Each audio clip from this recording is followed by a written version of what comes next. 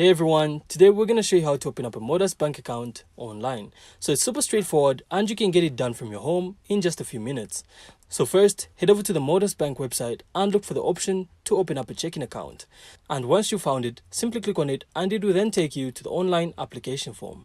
You will then need to fill in some basic information like your name, date of birth, address and contact information.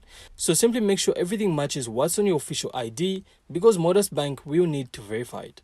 And next, they're going to ask for some information about your employment and income. So this just helps them set up your account properly and any features like overdraft or direct deposit. And once you've filled everything out, review all the information carefully and submit your application. You usually get an instant confirmation that your account is being processed. And after that, Motus Bank will verify your identity, which can sometimes involve uploading a photo of your ID or using their secure verification process. And once that's complete, your account will then be active and you get your account number and access to your online banking. And that's it. So your Motus Bank checking account will then be active so you can then set up direct deposits and manage your money easily. So I really hope you found this insightful, and if you did, make sure to leave a like and of course subscribe. Then we'll see you on the next one.